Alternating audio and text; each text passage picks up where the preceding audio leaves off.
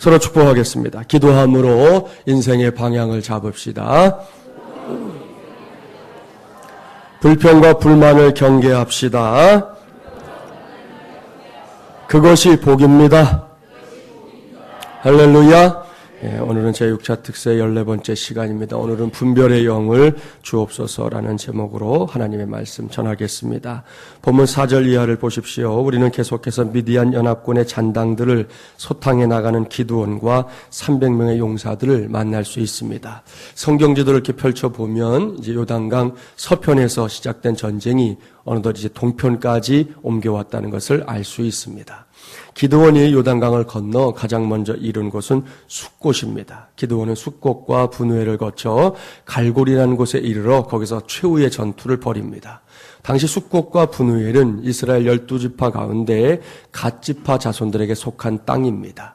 한마디로 말하면 기드온과는 어찌됐든 한 피를 나누어 가진 형제간이다라는 것입니다. 그런데 기드온이 이 전쟁을 수행하는 과정에서 이해할 수 없는 일이 벌어지고 있습니다. 우리 본문 전체를 다시 한번 저와 여러분 한 절씩 교독하면서 무슨 일이 벌어지고 있는지 잘 찾아보기 바랍니다. 제가 먼저 4절 읽을게요. 기드온과 그와 함께 앉아 300명이 요단강에 이르러 건너고 비록 피곤하나 추격하며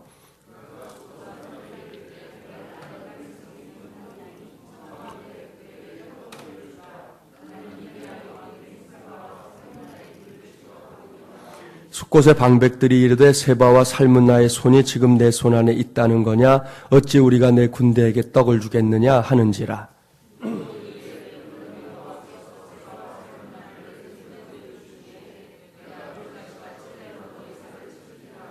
거기서 분우엘로 올라가서 그들에게도 그같이 구한즉 분우엘 사람들의 대답도 숫곳 사람들의 대답과 같은지라.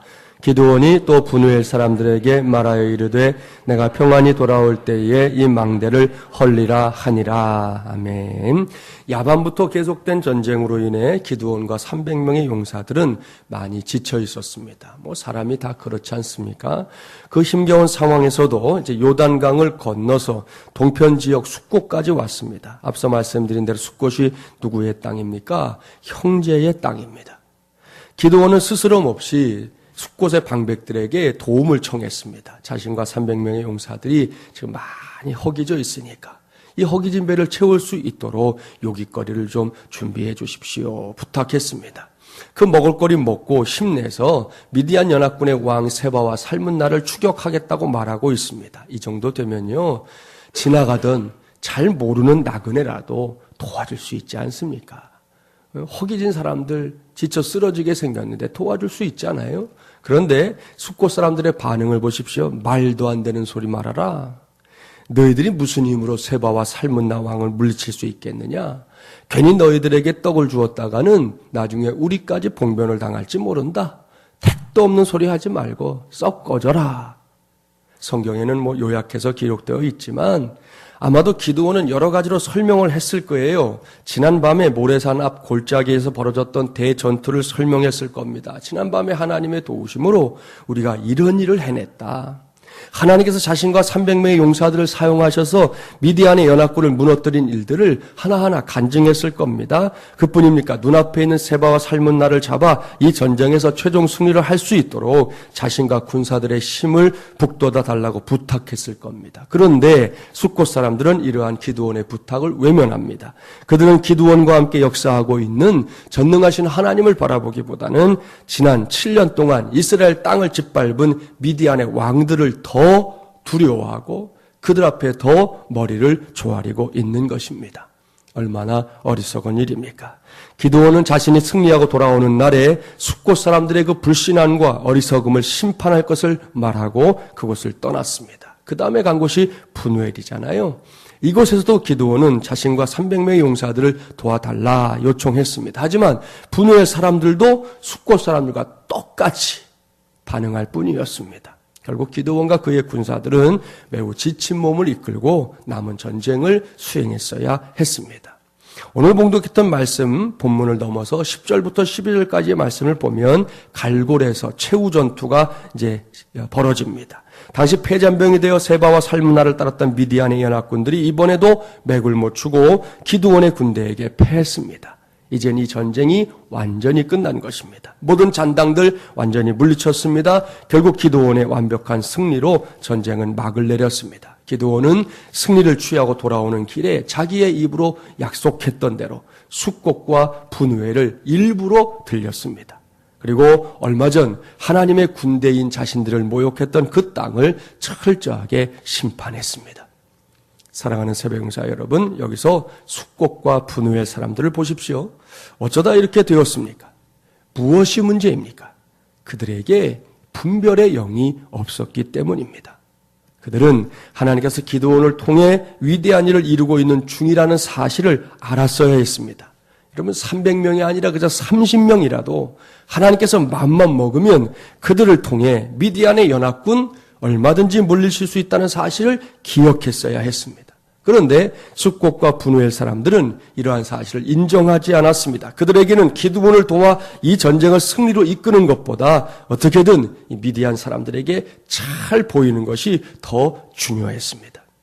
그래서 이 시간에 제 자신과 여러분에게 묻습니다. 정말로 그것이 더 중요합니까? 도대체 무엇이 더 중요한 것입니까? 이 질문에 대한 여러분의 대답은 무엇입니까? 시편 기자는 숫꽃과 분우엘 사람들의 그 어리석음에 철퇴를 가하는 말씀을 전하고 있는데요. 한 곳 찾아봅니다. 시편 146편으로 가보겠습니다. 구약 908쪽 3절부터 5절까지의 말씀, 여러분 꼭 이 말씀을 우리가 마음판에 새겨야 되겠습니다. 오늘날 이 시대의 크리스찬들이 자꾸만 놓치는 거, 자꾸만 망각하는 거, 너무 정확하게 성경은 기록하고 있습니다. 146편 3절부터 5절 함께 봉독합니다. 귀인들을 의지하지 말며 볼 힘이 없는 인생도 의지하지 말지니 그의 호흡이 끊어지면 흙으로 돌아가서 그날에 그의 생각이 소멸하리로다. 야곱의 하나님을 자기의 도움으로 삼으며 여호와 자기 하나님에게 자기의 소망을 두는 자는 복이 있도다. 아멘. 누가 어리석은 사람입니까? 도울 힘이 없는 인생 의지하고 거기에 자신의 모든 것을 쏟아붓는 사람입니다. 이런 경우를 생각해 보라는 겁니다. 제가 어쩌다 줄을 잘 서가지고요, 사회적으로 아주 유력한 위치에 있는 한 사람을 알게 됐습니다. 그분하고 이제 친한 관계가 형성이 됐어요. 그분이 제게 명함을 한 장 줍니다. 그러면서 말하죠. 살다가 어려운 일 생기면 목사님 여기로 연락하십시오. 제가 그때 당신에게 꼭 힘이 되어 주겠습니다. 세월이 흘러갑니다. 어쩌다 보니 정말로 그 사람의 도움이 절실한, 그렇게 필요한 일이 생겼습니다. 얼른 명함꽂이에서 많은 명함들 속에서 그 사람의 명함을 찾아냈습니다. 전화를 걸었습니다. 그리고 그분을 바꿔달라고 부탁했습니다. 그런데 수화기를 통해 들은 말은 이것이지요. 그분께서는 얼마 전에 세상을 떠나셨습니다. 그것이 수화기로 들은 말의 전부라는 것이죠. 여러분, 이것이 인생입니다. 정말로 알아야 합니다. 세상 사람들은 모르겠고 예수 믿는 우리는 정말로 알아야 합니다. 우리의 인생의 현 주소가 무엇인지 정말로 알아야 되는데 희한하게 잘 모르는 것 같습니다. 그게 참 안타까운 일이죠. 시편 기자는 이러한 상황을 놓고 지금 숫꽃과 분우엘 사람들에게 외치라면 이렇게 외칠 거라는 거죠.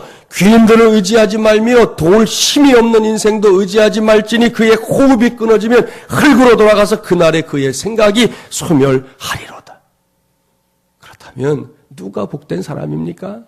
두말할 것이 없습니다. 전능하신 하나님, 위대하신 하나님, 창조주 하나님이 나의 도움이심을 믿고 그 믿음으로 하나님을 찾는 사람입니다. 그 믿음으로 하나님께 부르짖는 사람입니다. 이런 사람이 복된 사람이지요. 왜요? 하나님께는 푸도수표가 없기 때문입니다. 하나님은 자신을 찾고 찾는 사람들 반드시 만나주시기 때문입니다. 특히 시인은요, 야곱의 하나님을 소개하잖아요.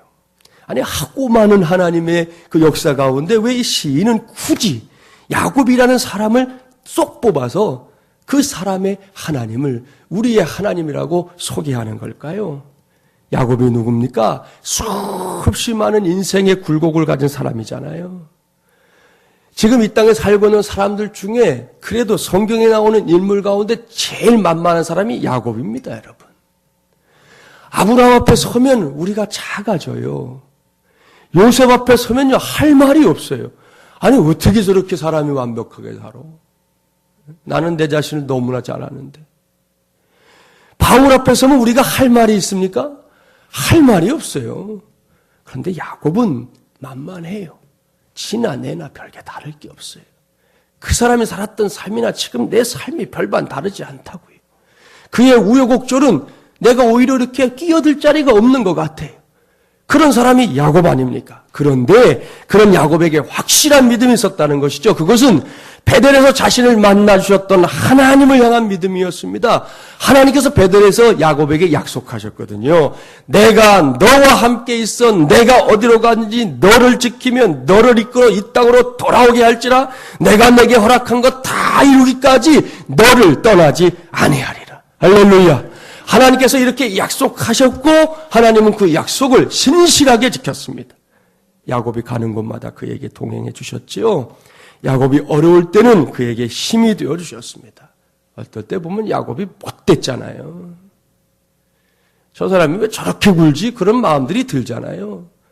그래도 하나님은 당신의 약속 때문에 끝까지 그에게 힘이 되어 주십니다. 끝까지 야곱의 편이 되어 주십니다. 그 하나님 때문에 야곱이 진짜 복된 인생이 된 거예요. 자기 혼자 힘을 내고 사람들을 도움을 받아서 야곱이 복된 인생이 된 게 아니라고요. 절대로 착각하면 안 됩니다. 야곱은 그냥 있었으면 세상만 할게요. 개차반 같은 인생 되는 거예요. 그런데 하나님 때문에 그 사람이 복된 인생이 됐어요. 믿음의 조상 반열에 올랐어요. 아브라함의 하나님, 야곱의 하나님, 이삭의 하나님이라고 불리는 그 명예로운 이름에 그의 이름이 들어가게 되었다는 것입니다. 습곡과 분노의 사람들도 이러한 사실을 분별할 수 있어야 했습니다. 이러니 저러니 해도 명색이 하나님의 백성인 이스라엘 지파 가운데 속한 사람들입니다. 따라서 그들은 무엇이 중요한 것인지 무엇이 우선되어야 하는 것인지 알았어야 했습니다. 그런데 하나님의 백성들인데도 이것을 분별하지 못합니다. 이것이 그들이 가지고 있었던 가장 큰 문제. 오늘날 이 시대의 크리스찬들이 갖고 있는 가장 큰 문제입니다. 이제 남의 이야기 그만하고요. 우리 자신에게로, 내 자신에게로 화제를 돌려보겠습니다. 우리는 어떻습니까? 우리에게도 하나님의 능력과 사람의 도움이라는 기로에서 고민하고 갈등하는 경우들이 있을 겁니다. 그때 어떻게 하셨나요? 지금 혹 그렇다면 어떻게 하고 있습니까? 올바른 선택을 하며 달려가고 있습니까?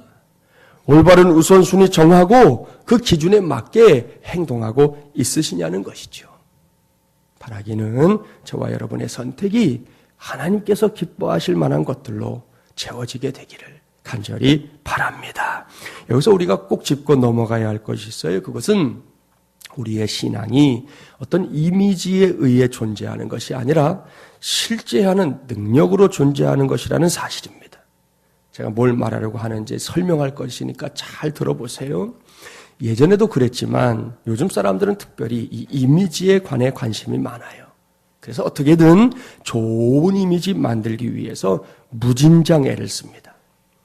개인은 자기 이미지 관리를 위해서 하는 일들이 참 많잖아요.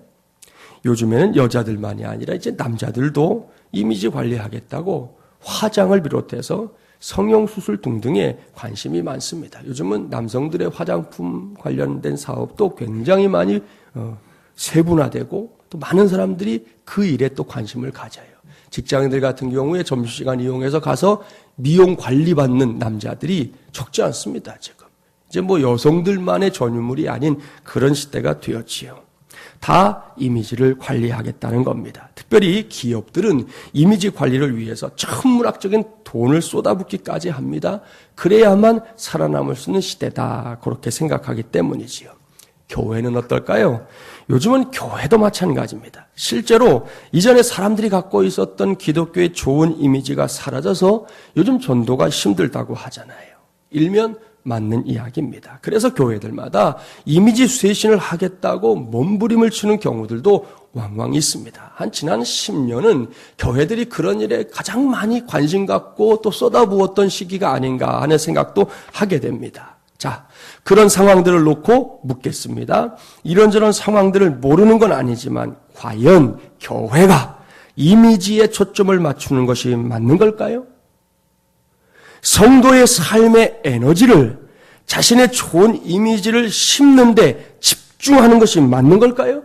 여러분의 생각을 한번 말해보라는 것입니다. 결론부터 말한다면 그것은 최고의 답이 아니라는 것이죠. 일부 맞기는 맞아요. 그러나 그것이 확실한 답은 아닙니다. 예를 들어 볼게요. 해외 토픽을 보면 간혹 태풍이 불어 한 도시가 거의 쑥대밭이 되었다는 보도가 있을 때가 있습니다. 우리 선교사님 지금 필리핀에 살고 있거든요. 필리핀에도 얼마 전에 아시잖아요. 큰 태풍이 한번 휩쓸고 지나가서 난리가 났어요. 여러분 그렇게 큰 일들이 있지 않습니까? 그러면 그곳에 가 있던 사람이 태풍이 지나갈 걸 알까요? 모를까요? 압니다. 그렇습니다. 뭐 설명이 필요하지 않아요. 지난 밤에 태풍이 어디서부터 시작이 돼서 어디로 갔어 설명하지 않아도요 다 압니다. 그곳에 간 사람은 말해주지 않아도 태풍이 지나갔다는 걸 다 안다고요. 전에 고성 지역에 큰 산불이 났었잖아요. 마찬가지입니다. 거기에 불이 났다는 걸 말하지 않으면 모르나요?